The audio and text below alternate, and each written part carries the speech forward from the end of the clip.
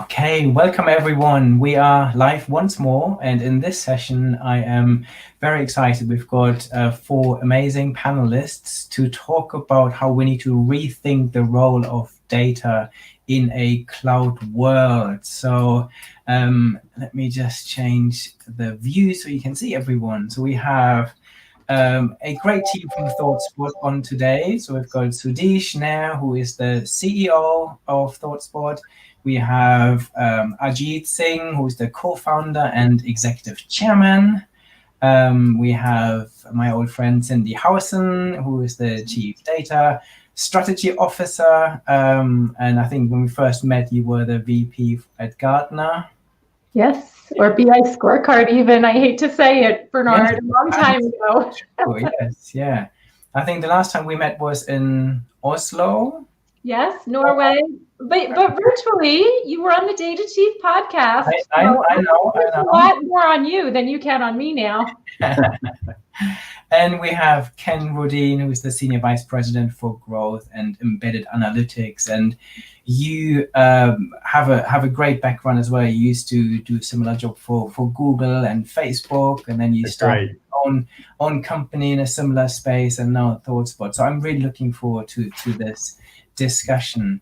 Anyone listening to us live, make sure you say hello.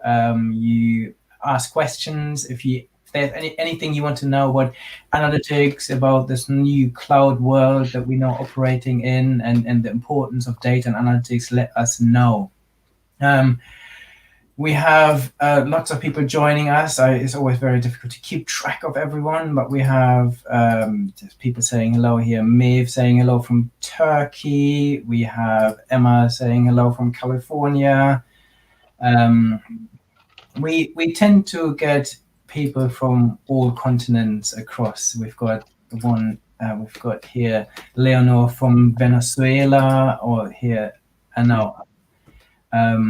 We have people from Italy and Rome joining. So it's great. Frankfurt, Germany. I'm just seeing the Netherlands, Bangalore, and India. So it's great to see everyone on the stream on a New Jersey.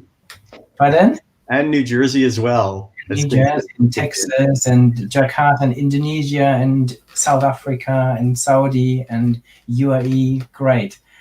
So today's topic is rethinking the role of data in a cloud world. And maybe I can come to you, Sudheesh, first, and maybe we can explore a little bit how the pandemic has really changed the need of a business, especially when it comes to the role of data and how they're using data. Sure. Yeah. Thank you for having us, Bernard. It is so good to talk to you again.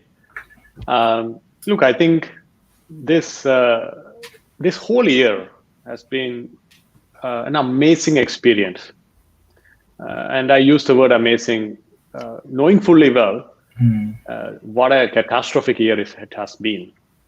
Right? I think almost all of us have lost something. Some people have lost loved ones. Some people have lost their savings and health, peace of mind. So it's been one of those years that all of us, this generation, this entire generation, will always carry with us throughout our rest of our lives. So as we are living through history, sometimes it is very difficult to appreciate the magnitude of things happening. But I hope that we do. And our industry, data industry, we have a responsibility of making sure that we document the history through numbers and facts. It's not that, these sort of things haven't happened in our lifetimes. But if you think through whether it's the Spanish flu or the world wars, this global kind of phenomenon, we never had to deal with it in the world of social media and instant gratification and everyone creating and everyone making noise. So I think, we, and you particularly as a historian, when it comes to looking at this with your massive following, we all have a responsibility of responsibly looking at the last year and then make sure that we document it for prosperity. Does that make sense if you think of it that way? Yeah, I think you're absolutely right. And what the other thing I'm seeing is that there obviously have been many negatives in all of this, but there have also been positives, I think. And what is important is that we don't forget some of these and actually take them with us, because I think our world has changed beyond recognition. And I don't think we'll just snap back into the old world. I think when it comes to things like events, when it comes to things like travel, when it comes to things like doing things virtually, all of this will stay with us. And I think the role of data in all of those things is hugely important. Totally. I think that is why I think it is important to document the facts and the numbers, because people have a tendency to have short-term memory. And we are, as human beings, we are wired to remember anecdotes. We are more wired to, gravitate towards feelings than facts. More people respond more kindly to feelings and anecdotes than logic and facts. The unique challenge of 2020 is that the signal to noise ratio is completely changed. I mean, 50 years ago, 60 years ago, people wait for Radio Free America or New York Times to come out with an article to understand what happened in the last 24 hours. But they were not just throwing stuff out there. Reporters will go see what they saw, they document it and send it. And then there is a responsible group of people, the editors, the curators. They took their job seriously. They had the responsibility of making sure that what they're putting out in the world is, true. And if not, they will pay the price. I mean, it's not that long ago. If you remember Dan Rather, one of our news anchors in US, he had one mistake in one of his nightly news, and that ended his career. He was all over US and he was so well known, and it ended his career. Why? Because the signal to noise ratio in that one instance was not right. We have to think today in our world, what price do people pay for amplifying noise? Not much. You add more noise and move on. This can't sustain. So in terms of employee expectations then, or even the role of leaders, how has this new world changed this? How have the expectations of employees changed? And what's the role of a leader to transition to this new world? I think the first thing is communicate with transparency and truth. People want to know what is happening. So every company, ThoughtSpot is no exception. After the COVID came out, we just got exploded. People just went to their homes wherever they are. So all of a sudden, we don't have center of gravity. We don't have all hands meeting where we can meet everybody face to face. More often than not, the substantial conversation happened between meetings. You walk into a meeting, you discuss things. And when the meetings are over, we walk out, but there will be small groups of people, mingling around. They will grab a cup of coffee. They will go for a lunch or something. More often than not, amazing conversations, relationship building, trust building happens. All of those gone. So leaders, we have to think about how do we make sure that we first of all establish trust, because without trust, there is no message that is going to sink in, right? So communication, building trust, message, all of those things are underpinned by fact. This is why I'm saying you have to make sure that facts are underpinning everything that you do, particularly in a new world. And like you said, it won't change. As soon as COVID is over, we are not just going to go back to it. This is here to stay. Some of the good things that and that's actually good. So facts need to come out. Signals need to overtake noise. How? There's a lot of work ahead. With ThoughtSpot, our mission is to make the world more fact-driven. So I think this has become much more of a prominent mission for our company now.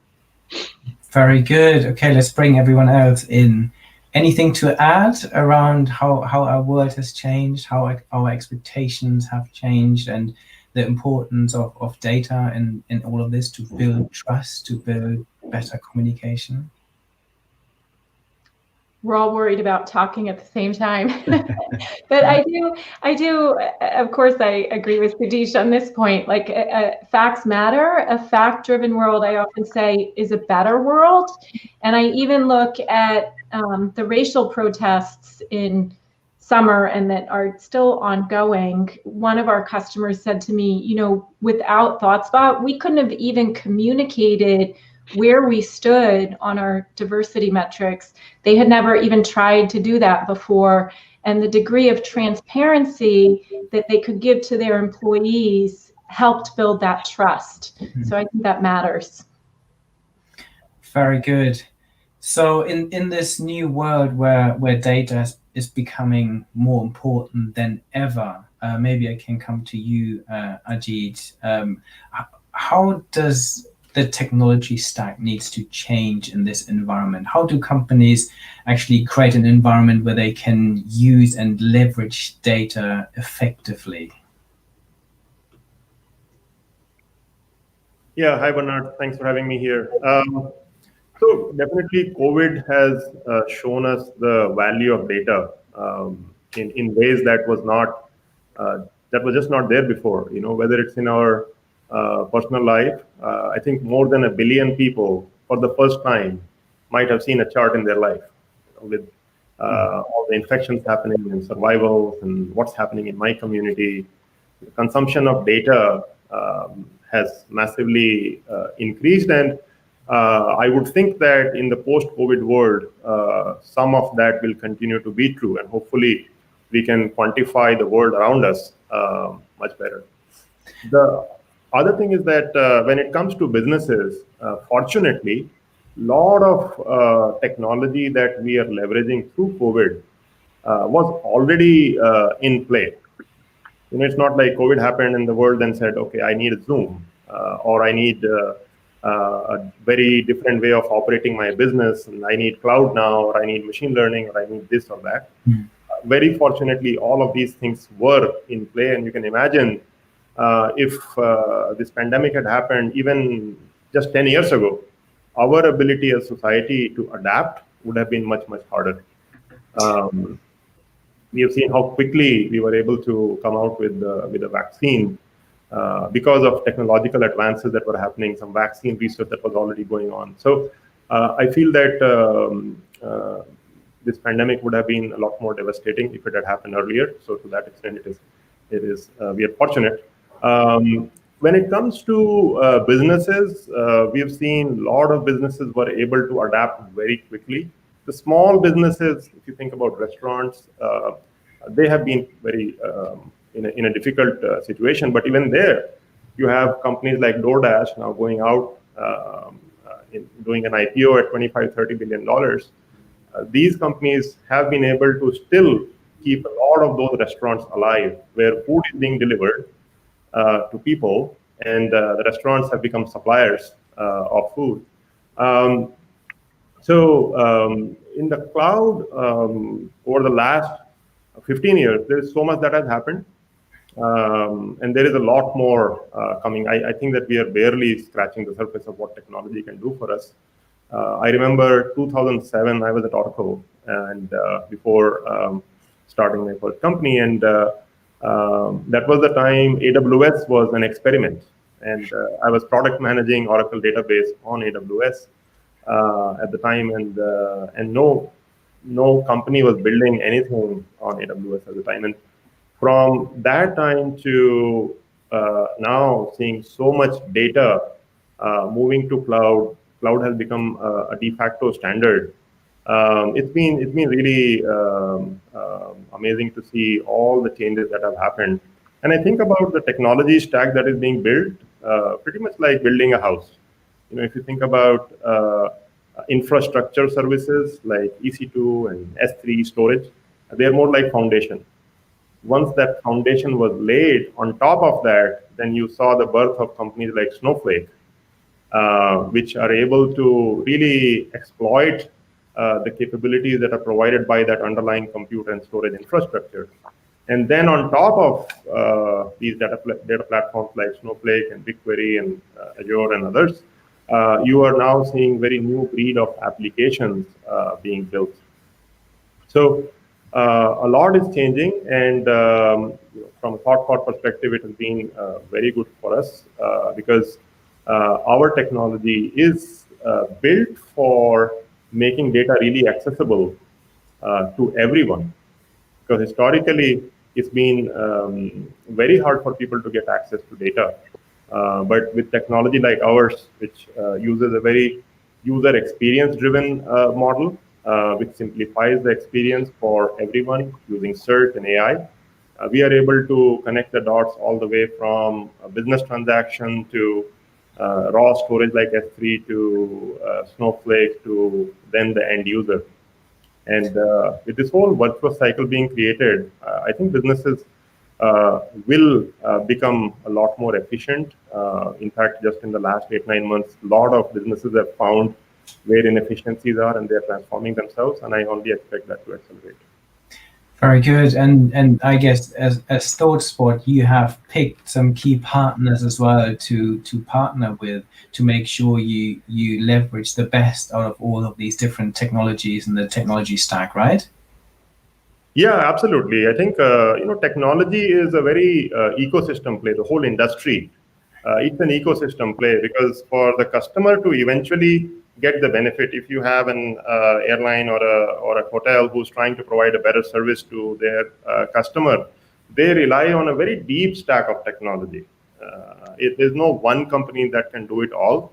So we are taking a very partnership-centric approach here, and we are partnering very closely with companies like Snowflake. In fact, next week at Beyond, our annual conference, I'm doing a fireside chat with Frank Slootman, the CEO of Snowflake, and talking about our partnership and leadership. We are working with Amazon. We have customers like Chick-fil-A that are using Amazon and ThoughtSpot together, Amazon Redshift.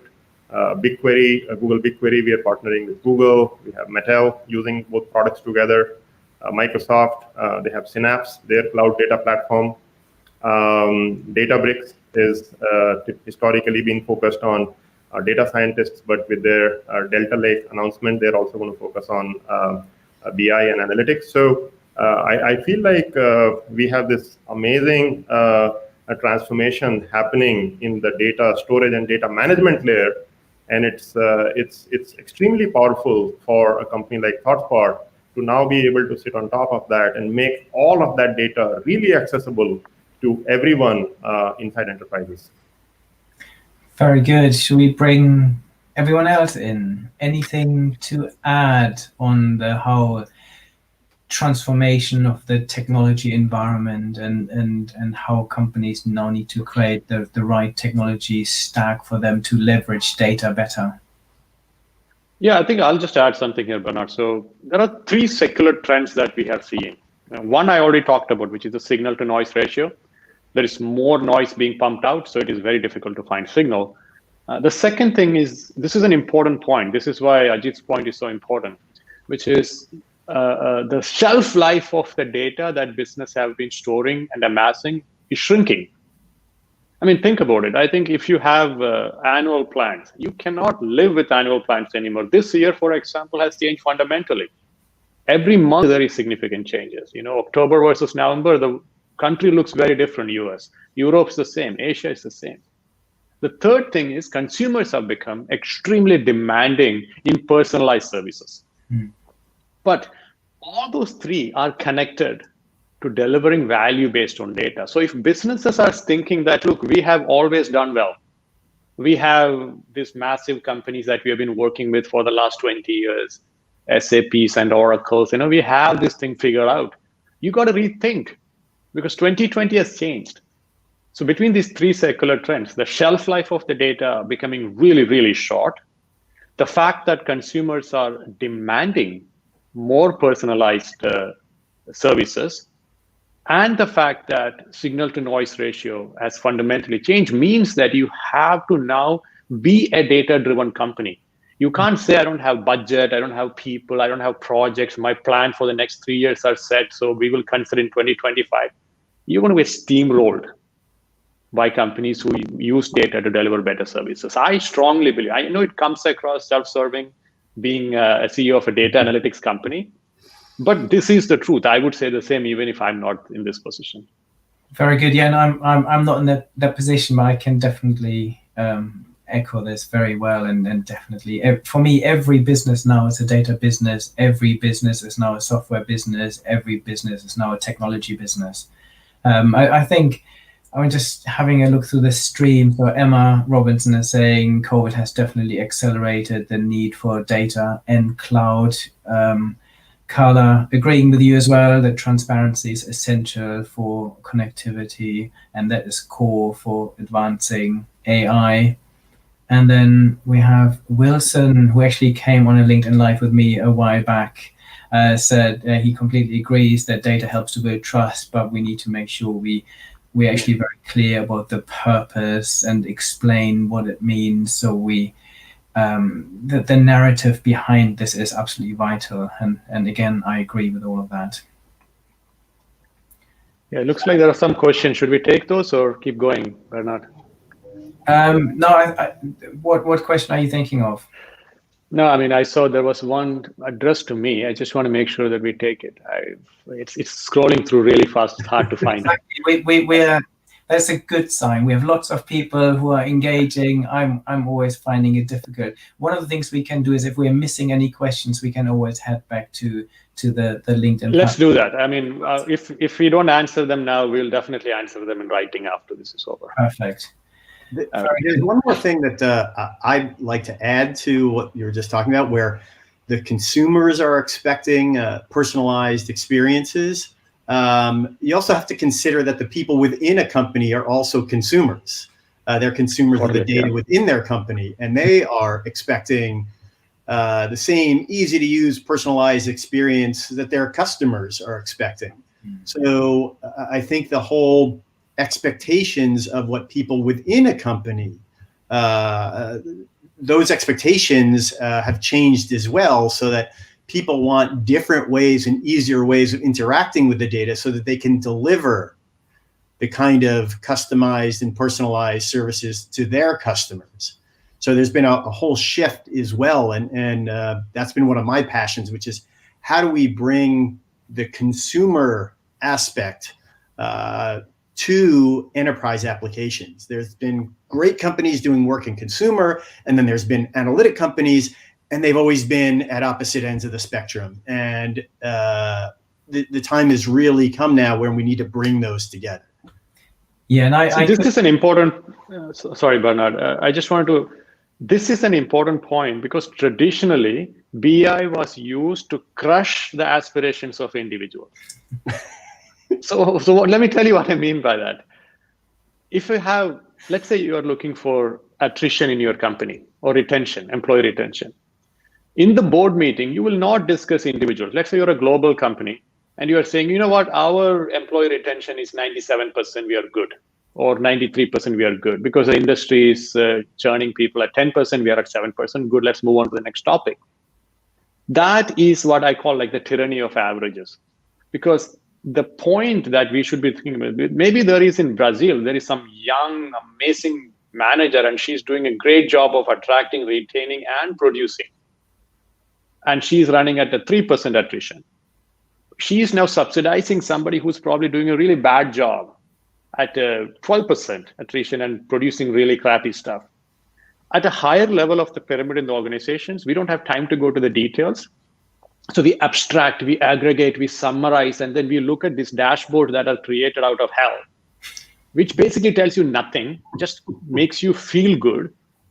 And then we think like we are data-driven. This is broken. If you are still thinking that this is how a data-driven organization is living, it is time to wake up. So this hyper-personalization of inside and outside, the consumers of your own company and outside, you can't take people for granted in the new world. That's my point. Okay, Sudheesh is killing me. BI was used to crush people's aspirations. Yes, individual aspirations. Some of us only dedicated our lives to this, but yeah. Very good. I don't think that was the intention, though. Tell me how I'm wrong, Cindy. You can tell me. You are the expert. It was never intended to crush people's aspirations. I do agree the tyranny of averages has had that unintended consequence. And maybe you're right, Sudheesh, because my father used to say the road to hell is paved with good intentions. So we do have to fix this as an industry, but ouch. Yeah, and I have to say, when it comes to data, we just have to look at some of the statistics that less than 1% of all the data that companies have is ever used to inform any decision making. So there's and even of the data that we put into our dashboards and onto performance reports and everything else, very little of this is ever used. And then I like your point, Ken, that I think we need to really rethink how we make it easy for everyone to access this information, because I've said this now for a long time, that it feels like that the outside world is outpacing what's going on within companies. We're now used to downloading a free app that gives us amazing analytics on anything we want to know, and then we go to work and suddenly we have to speak to a data scientist to help us figure out how to get an answer, or we have really clunky interfaces and we can't find the data because it's all in different silos. So for me, this is a really important point. And that's a major factor why only 1% of a company's data is actually used to help run the business. The example you gave of when the outside world, you can do things yourself, but then you come in and you've got to run everything through IT. Imagine if the Spotify app, every time you wanted to change a playlist, you had to ask someone in IT to do it for you. Yeah. That would just be ridiculous. But we come into our businesses and we need a different slice of information. We have a new question today, but all we have is a static dashboard. And we have to go ask someone in IT, and then 2 weeks later, we get the answer. So that has to change. And we're finally at a place now where the infrastructure is there and the amount of data that we have access to is there, that we can consumerize these apps. The one point you make, Bernard, is a good one. And I think that reminds me of when big data became a term, in early 2010. In fact, I was at Astrodata 2008, 2009 when the word was coined. And then the following 10 years, what people said was, I'm just going to store lots of data, right? People launched a lot of data lake projects, and they were just storing tons and tons of data without having a clear understanding of how the business is going to use it. And that results in kinds of things that you're talking about. And I sometimes worry that same might happen with cloud and digital transformation for many companies that don't really change fundamentally their business processes. And they just say, I'm going to go to cloud and I'm going to use machine learning and I'm going to put my data in Snowflake or BigQuery. That in itself won't change anything unless you are able to bring that data to the business and actually change the way you operate, the way you serve your customers or partners, or the way you procure your parts and components. It won't change anything. And there will be companies 5 years from now saying, oh my God, I spent all this money on cloud and only 1% of that actually had any impact on my business. And those companies won't actually be around for too long. Yeah, processes and people, the people. I love this quote from one of our customers, John Osborne, CDO in healthcare. He said, you can change 25-year-old technology, but if you're also trying to change 25-year-old mindsets. So the people have to, we need to address the people change management as well as the processes. Very good. Yeah, this is, Bernard, this is such an important point. I hope we can stay on for a couple of more minutes on this, if you don't mind. We can stay as long as you want. And see, the point is cultural change.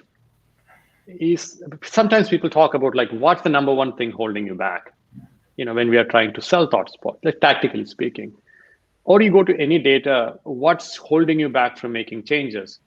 Or why can't you be more data driven? And they will say things like data prep, data quality, technology stack. It's none of that. It's basically fear, lack of courage. So the point that Ken brought up with respect to Spotify, I can change, but Tableau, I cannot. Tableau, this magical dashboard that just comes Monday morning, that goes to a special folder that I never read. Only when somebody asks me a question, then I need to go into this and start searching across and finding something and throwing it out there and feel like I did my job. This is this whole system needs to change. You can't have a few people in IT or in this central data group. They make decisions for the entire company. They don't want to do that. The people who are on the other end of it don't want that. Hyper-personalization is not something you do in your personal life and then you check out and then you go be this, blob of people. So the process needs to change too.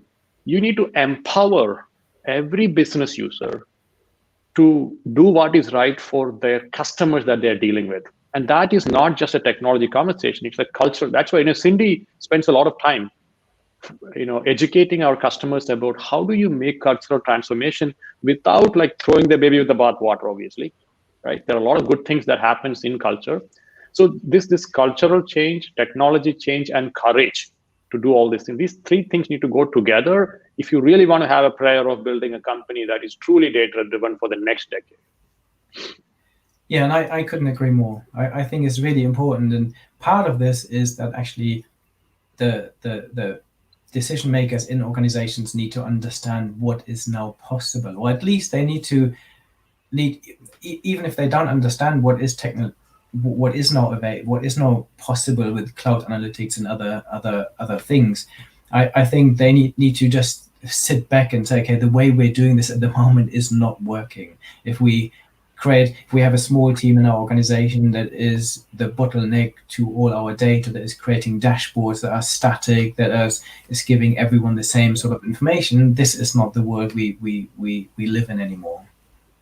You see, this is you asked like, what should a leader do in this new world? A leader should empower the rebels.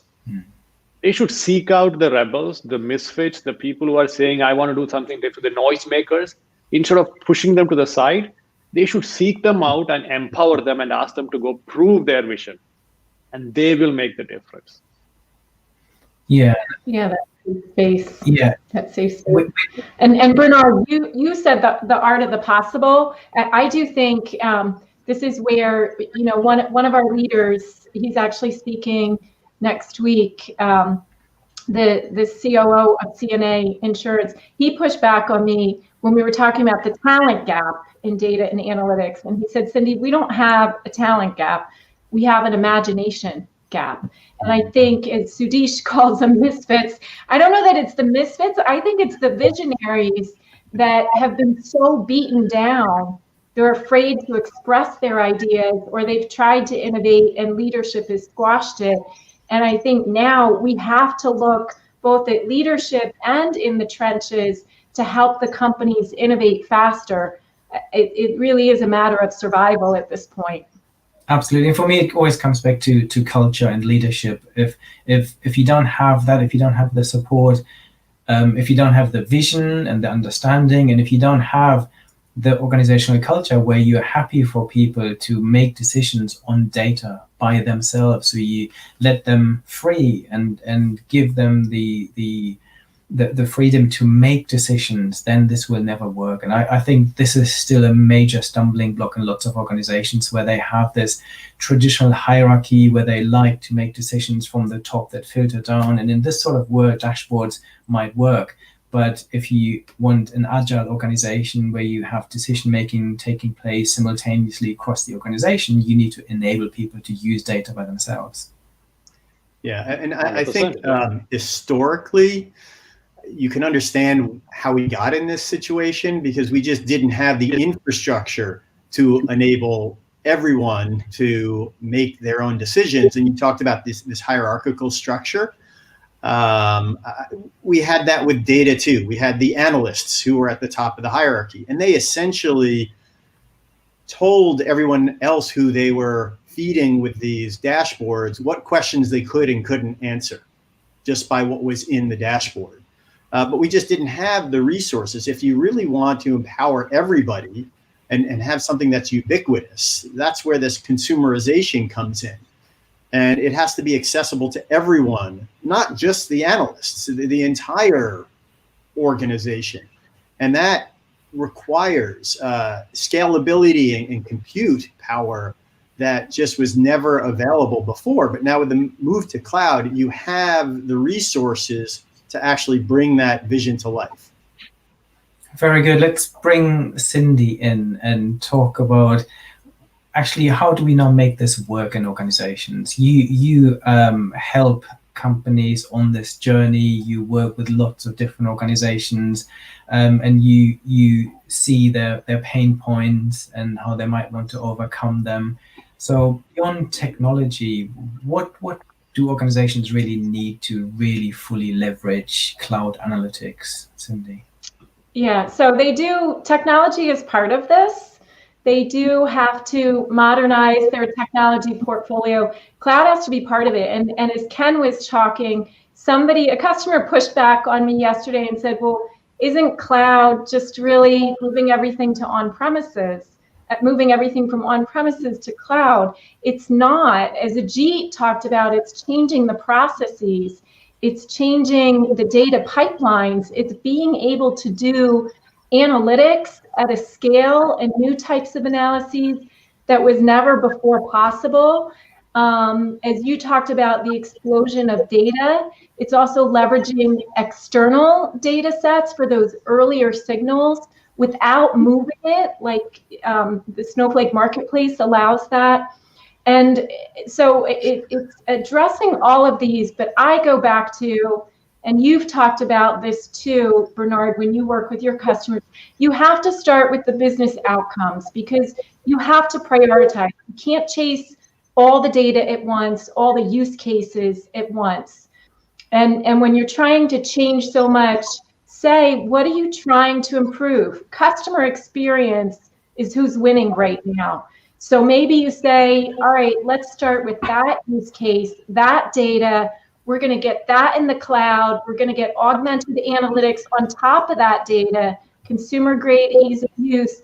And then we're going to say, all right, we learned from that. So I don't want to say it's not starting too small. It's having the big vision, but starting small, first use case, rinse and repeat. And part of that is the people change management throughout.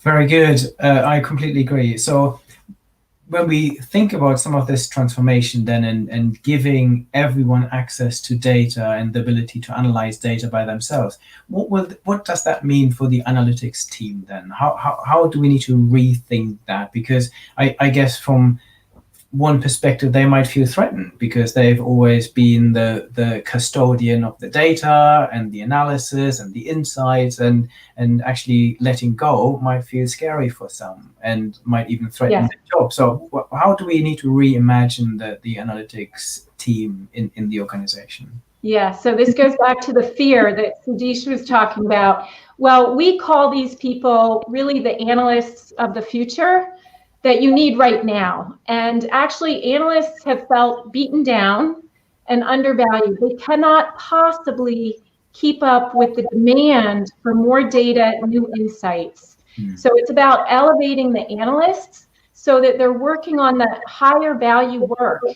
And that's where letting the business users ask their own questions easily, using AI, using search, it frees up the time for the analysts. So I think the analysts are moving from being beaten down to working on the more exciting, higher value opportunities.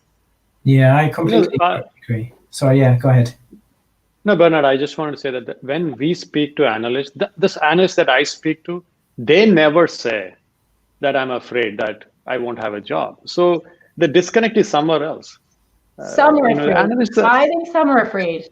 You talk to our customers, like talk to the ones that are saying, oh, they'll say, you're not taking away my dashboard over my dead body. Some are afraid, but I think you spend so much time, Sudheesh, with the more visionary people that are already there. No? Maybe. Yeah, Bernard, if you look at the people that have been hired in the analyst jobs, they are overqualified for the work that they are actually given to do. A lot of them are, mathematicians, economics majors, engineers sometimes, physics, chemistry, science, and all that. I think if they're spending all their time building more pie charts, they don't want to do that. They actually want to figure out how to retain more customers or how to reduce fraud in in their business or some more meaningful business problems. So I think that's the role of technology. It's not just analytics technology. Any technology, it has to uplift people. It has to allow them to punch above their weight. It has to enable them to do what they couldn't do before. And it's happening everywhere, in healthcare, in insurance, in analytics. Doctors have to be able to spend more time with patients as opposed to just spending 80% of their 18 minutes that are given with the patient to enter their records in this EMR systems. That has to change, because I want my doctor to talk to me, spend time with me. That's more value adding. So it's happening across the board. It's not just analytics. I completely agree. And I think it's absolutely vital that we free business analysts up to do some more higher value work where they can really start to solve some of the bigger problems with data. And I also think that there's still a role for some, what I call for data curation, where actually for some of the biggest strategic questions that an organization have, I wouldn't necessarily just rely on self-service. I think we need to sometimes control some of the messaging that takes place in the organization. So there is a role for more strategic dashboards, but I think it's really important that we democratize data and everyone is able to answer their own questions and make their own decisions. Yeah, the way I like to think about it is for the analysts out there, I want to give them their lives back. Instead of having them spend hour after hour just adding one more filter and tweaking one more column, it's a focus on, as Ajeet was saying, and Sudheesh and Cindi, focus on the big problems in the company. That's what they studied analytics to do, not to change a column because someone else isn't able to do it. So it gives them their lives back.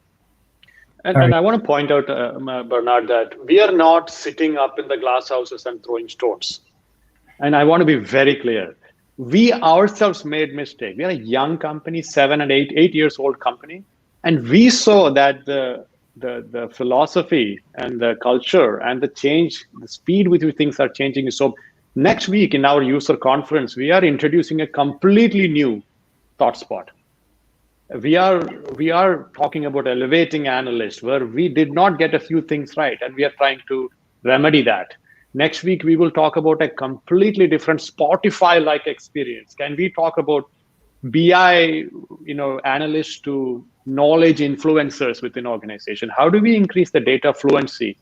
So in 8 years, if we had to go rebuild our own product from bottom up, how can it be that companies who have been in the business for 30 years, 40 years, think that their technology can stay the same? So it is important to say that we are not standing and say we got everything right.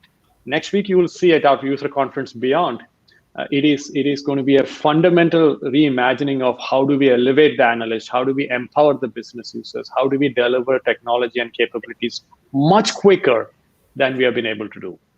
Absolutely. So, and anyone who's interested in learning more about the future of cloud analytics, head to thoughtspot.com/beyond 2020, where you can sign up for what promises to be two fantastic days of content.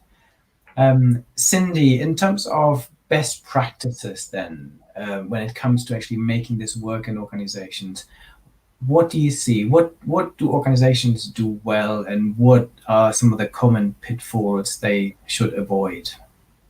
Yeah, well, maybe also to build on, you said, well, maybe there is still a need for these dashboards that's governed or whatever. And I want to qualify, self-service analytics does not mean there's no governance. It's not a Wild West. It's self-service analytics with guardrails and server-based and secure. So I think that matters. That's different.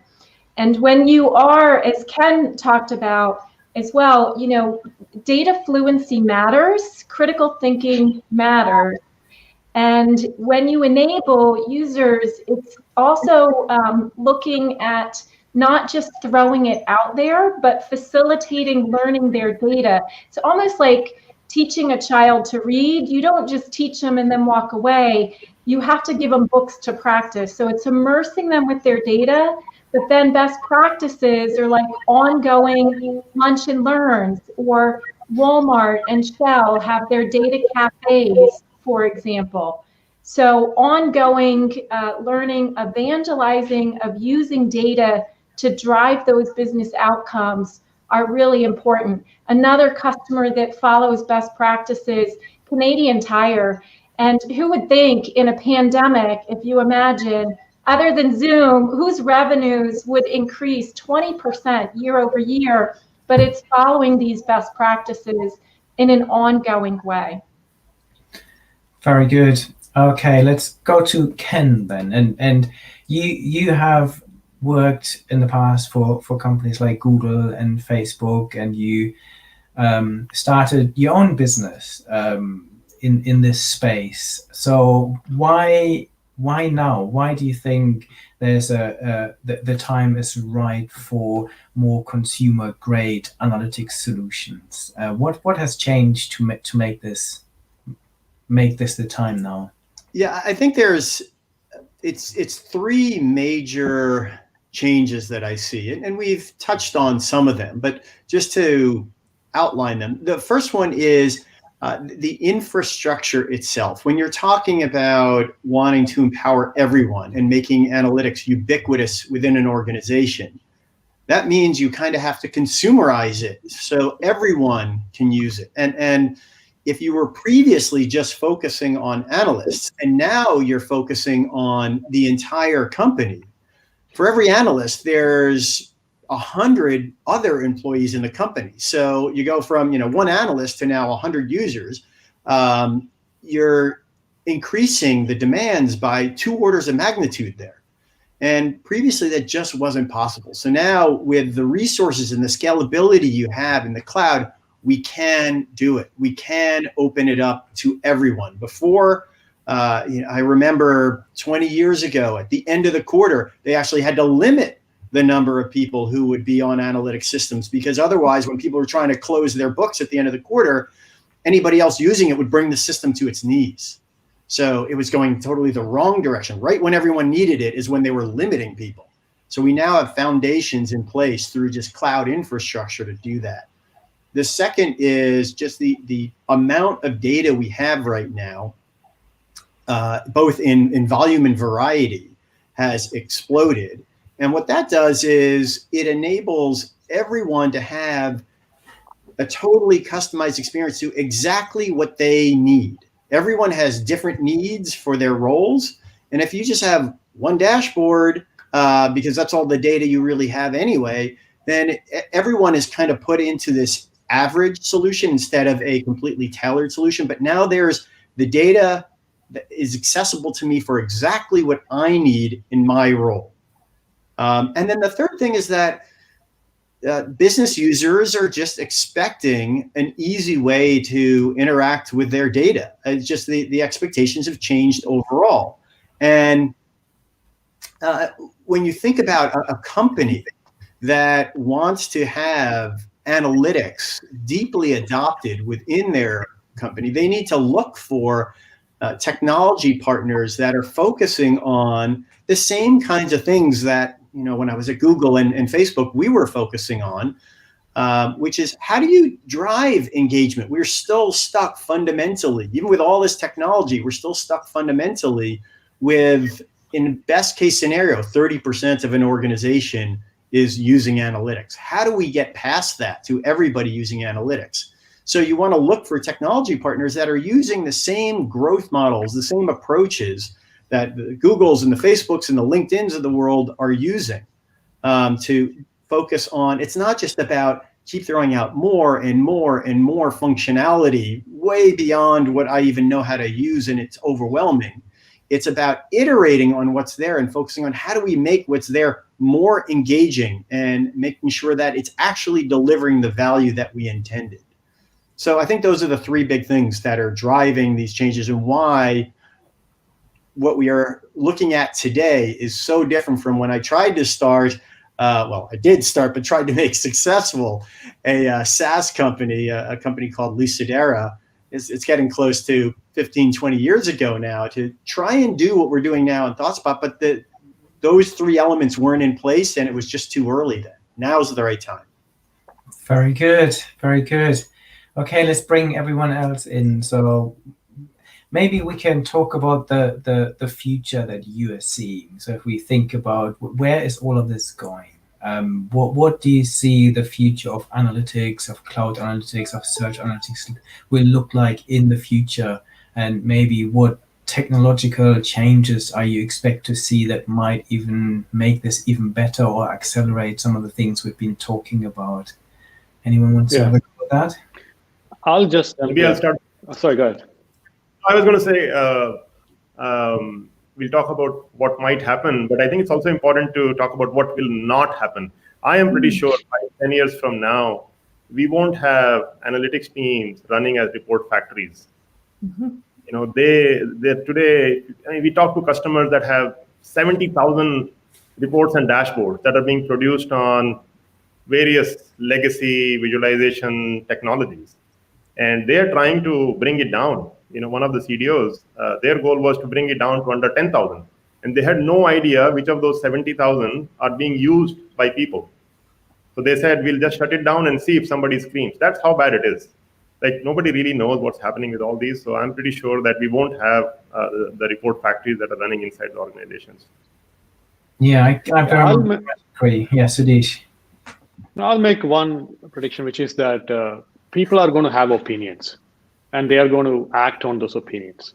So what I mean by that is, I was watching this week the conference that AWS did, where the CEO, Andy Jassy, was on stage for, 4 or 5 hours, dropping one after other new products.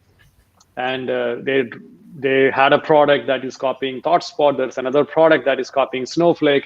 And then there is another series of products. And I was watching the reaction, and there were a lot of people who were asking, every time Amazon does this, there will be a lot of product managers in startups will actually sit up and look at this and say, our company died. I think most people who think like that have never done startups or started talking to extremely entrepreneurial visionary customers. When I was watching that, what it reminded me of is Sun Microsystem conference and HP conference from the early days, because they've become so big, HPs and IBMs and Suns, that they tell customers that, look, I'm going to go build an amazing relationship with the procurement team. And if your company needs anything, and if it is not in this procurement team's list of approved vendors, like an Oracle or IBM or Sun Microsystems, then don't go to anywhere else. We will service that. And this used to be the old world. And what happened now, companies like Amazon started with an extremely outside-in, that is customer-first visionary approach of taking, we are going to do the best infrastructure computing platform. But then when you become a $40 billion company that needs to grow another 40%, you acquire, you just stitch together, and you start becoming this monolith again. And then they're going to the same thing and creating these multi-billion-dollar procurement contracts and commit spend, and say that you have to buy from us. There is no possible way that a single company can be the best at everything a customer needs. I think it is going to pivot where customers will say, we need to have an opinion when it comes to what we are trying to do and which company is going to do the best. The best in class, best in breed approach is not going to die. In fact, it is going to increase, no matter the monolith from Google, Microsoft, or what Amazon is trying to do. Snowflake will still be best at what they do. ThoughtSpot will be the best analytic cloud platform for every cloud data, but we don't try to do a lot of other things. So I do think what was old is becoming new again, and customers will continue to have that more intense focus on an opinionated stack building. Very good. What are the future visions, Cindi? What do you expect to see in the future? Yeah, so maybe two. Data sharing will explode because the cloud enables it. This old way of transferring files via email or FTP will hopefully die, or the customers that don't do that will definitely not be winning in the market. And that data sharing, it isn't just the external signals, it's across the whole value chain, from the raw material suppliers through to the end customers. I also think, we have to talk about, as we move to an AI world, really the organizations that pay attention to gaps in their data that can lead to bias at scale also really have to, as an industry, we all need to pay attention to that. But companies that do that better will win customer trust and loyalty. I know you have to ask Ken too, but we have to make football predictions too, Bernard, or soccer as we call it. But Ken?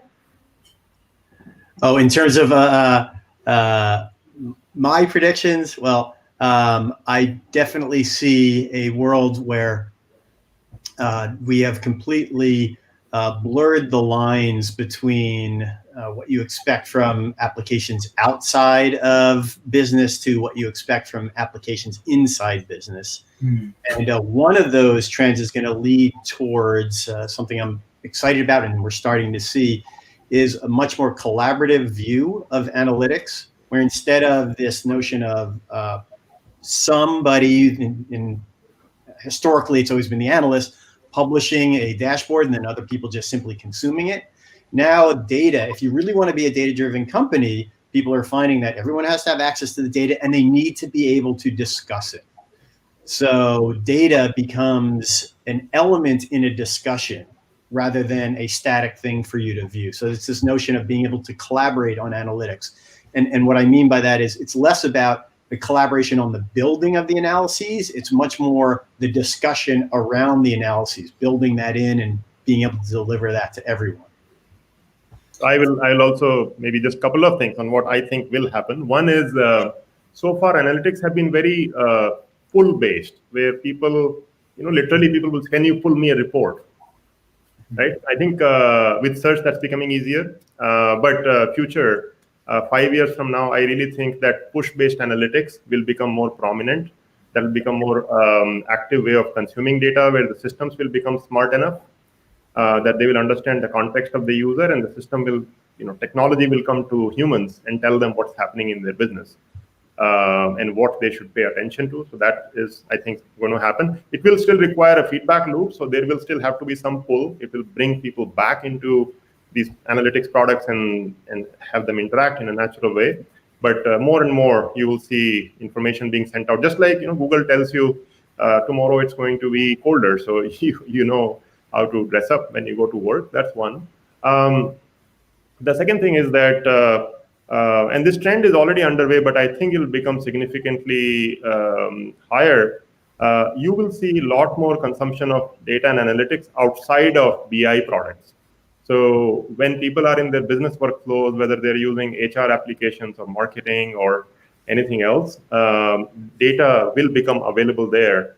And you will see people being able to ask questions, get answers, get insights when they're in those business workflows themselves, without having to go to this Uber dashboard where all the knowledge is sort of captured. Very good. Thank you all so much. This hour has just raced by, so we need to find some extra time. We're coming to an end now. Just very quickly, why should people join you at Beyond 2020? So thoughtspot.com/beyond2020. Challenge yourself. Be a rebel. That's my pitch. Very good. Be a rebel, challenge yourself, and join the event, which looks great. Anyone listening, let us know what you think. Let us know any feedback in your comments. I've just Madeline saying, very interesting discussion. Thank you all. Someone else saying, really great insights. Thanks, everyone. So I really appreciate this. As always, let me know what you think, and hopefully we will see you again soon. Anyone who ever wants to re-listen to any of these conversations, head to my YouTube channel where you can find all of them, or you can also listen to these conversations on my podcast. So we will turn this into a podcast episode, and you will, on my podcast, you can find hundreds of other great conversations like this. Thank you very much. Thank you, Sudheesh. Thank you, Cindi. Thank you, Ajeet. And thank you, Ken. Have a great rest of your Friday and a good weekend, and stay safe, everyone. Thank you. Thank you, Bernard. Thank you, everyone.